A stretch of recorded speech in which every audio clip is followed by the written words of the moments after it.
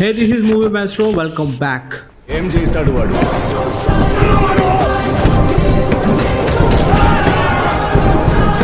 I'm unpredictable. Mega fans చాలా హ్యాపీగా ఉన్నారు, చాలా ఎక్సైటెడ్ గా ఉన్నారు, ఎక్సైట్మెంట్ లో ఉన్నారు. అండ్ అందులోనూ మెగా పవర్ స్టార్ ఫ్యాన్స్ అయితే పిచ్చ హ్యాపీగా ఉన్నారు. అదే రామ్ చరణ్ ఫ్యాన్స్. రీజన్ ఏంటంటే RRR మూవీ 2022లో రిలీజ్ అయింది. తర్వాత 23లో ఎలాంటి సినిమా లేదు. 24 కూడా చివరికి వచ్చేసింది. అంటే ఇంచుమించు 2 years, 2 ఏళ్ళ ఎదురు చూపుల తర్వాత గేమ్ చేంజర్ నుంచి ఒక టీజర్ యూట్యూబ్ లో రిలీజ్ చేశారు.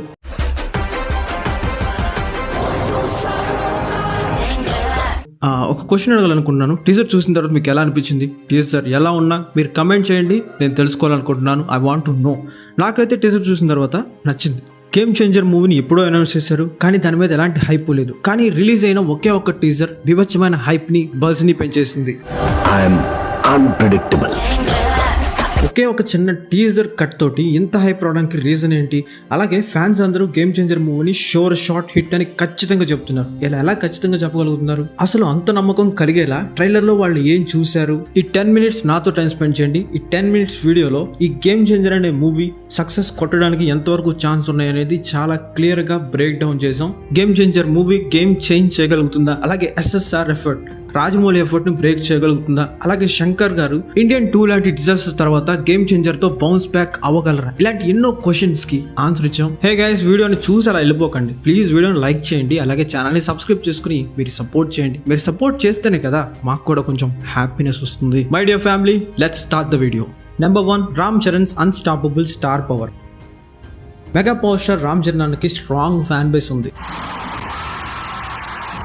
ఇదేదో ఊరికేనే నేను చెప్పట్లేదు, దీనికి మెయిన్ రీజన్ ఉంది. అదేంటంటే RRR. ఈ నక్కల వేట ఎంతసేపు? కుంభస్థలాన్ని బద్దల కొడతాం పదా.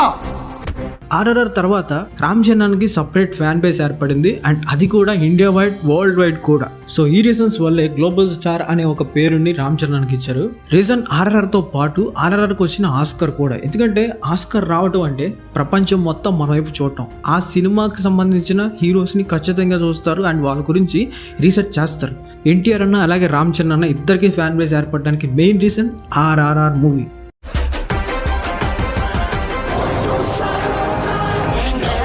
టీజర్ చూసిన తర్వాత ఒక విషయం బాగా అర్థమైంది. అదేంటంటే చరణ్ అన్న 2 క్యారెక్టర్స్ ని ప్లే చేయబోతున్నారు. అంటే డ్యూయల్ రోల్ అనమాట. Father and son 2 characters Ram Charan అన్నే చేయబోతున్నాడు. ఫాదర్ ఏమో freedom fighter like Senapathi, son character ఏమో IAS ఆఫీసర్. టాలీవుడ్ ఫ్యాన్స్ కి హీరో డ్యూయల్ రోల్ చేస్తే చాలా బాగా నచ్చుద్ది. అలాగే దాంట్లో ఒక రకమైన కిక్ ఎత్తుక్కుంటారు. అండ్ టీజర్ వల్ల ఇంత బస్ క్రియేట్ అవడానికి రీజన్ కూడా, one of the reason dual role. Number 2, genius of director Shankar.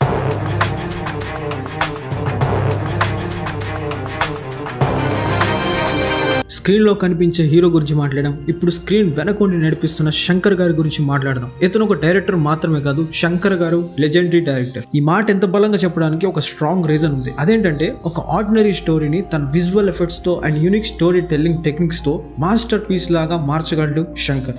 Game changer మూవీని అనౌన్స్ చేసినప్పుడే ఏదో గ్రాండ్ గా చేయబోతున్నారు అని అర్థమైంది. బికాస్ ఆఫ్ అక్కడ ఉన్నది డైరెక్టర్ శంకర్ గారు కాబట్టి. గేమ్ చేంజర్ మూవీలో ఏం ఎక్స్పెక్ట్ చేయొచ్చు అని నన్ను అడిగితే, ఎప్పటిలాగానే గేమ్ చేంజర్ మూవీలో గ్రాండ్ విజువల్స్ ఉంటాయి, పవర్ఫుల్ సోషల్ మెసేజ్ ఉంటుంది అండ్ ఎప్పటిలాగానే గుర్తుండిపోయే స్టోరీ డెఫినెట్గా ఉంటాయి. ఎక్స్పెక్ట్ చేయండి, పర్లేదు. శంకర్ గారు అండ్ రామ్ చరణ్ ఈజీగా డెలివర్ చేస్తారు. కాకపోతే ఇక్కడ ఒక ట్విస్ట్ ఏంటంటే, శంకర్ గారు లాస్ట్ రిలీజ్ అయిన 4-5 ఫిల్మ్స్ నెగిటివిటీని, మిక్స్డ్ రివ్యూస్ ని ఫేస్ చేశాయి. కాబట్టి శంకర్ గారు ఈ సినిమాతో బౌన్స్ బ్యాక్ అవుతారని ఆశిస్తున్నాం.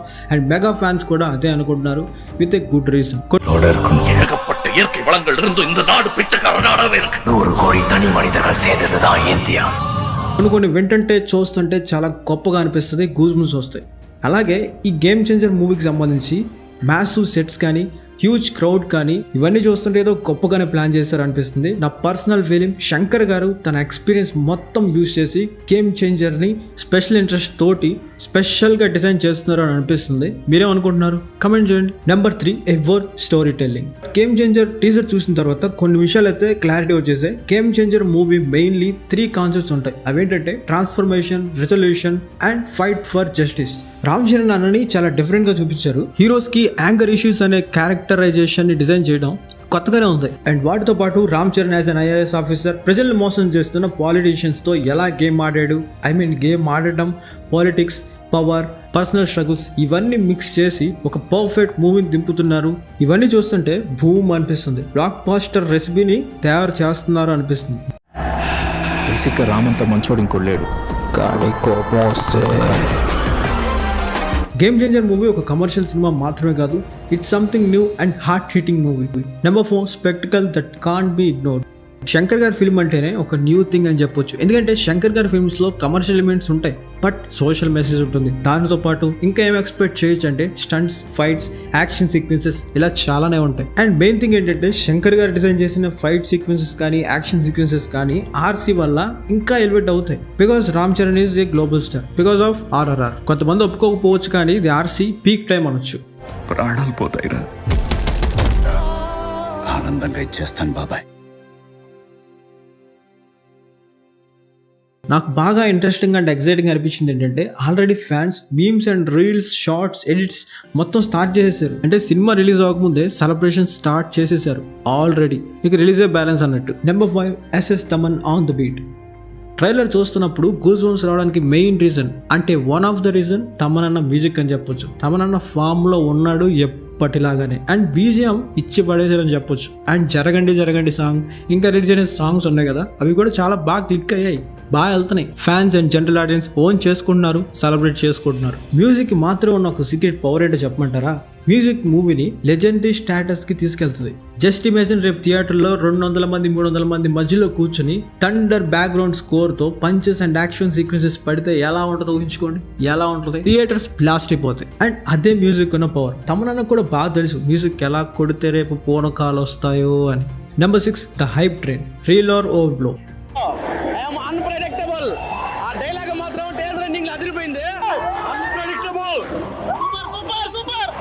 రీసెంట్ టైమ్స్ లో టాలీవుడ్ లో అండ్ ఇండియన్ సినిమాలో చాలా మార్పులు జరిగాయి. ఇదివరకు హిట్ అయిందా ఫ్లాప్ అయిందా అనేది చూసేవాళ్ళు, ఎన్ని డేస్ యాడ్ అయ్యే చూసేవాళ్ళు. ఈ మధ్య నంబర్స్ పైన ఫోకస్ వెళ్ళింది. మా వాడు 500 కోట్లు కొట్టాడంటే మా వాడు 1000 కోట్లు కొడతాడు. ఇలా మారిపోయాయి సిచ్యువేషన్స్.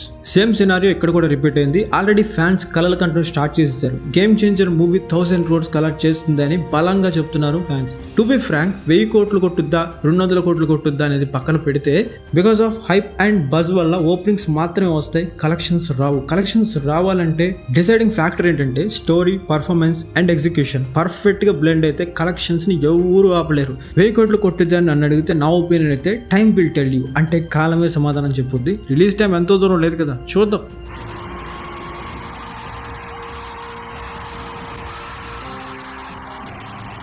రైట్ నౌ ఆడియన్స్ కి ఎక్స్పెక్టేషన్స్ అయితే వేరే లెవెల్లో ఉన్నాయి. ఏదేమైనా game changer movie pan India block buster అవడానికి ఛాన్సెస్ ఎక్కువగానే ఉన్నాయి. Point number 7, high స్టేక్స్ for everyone.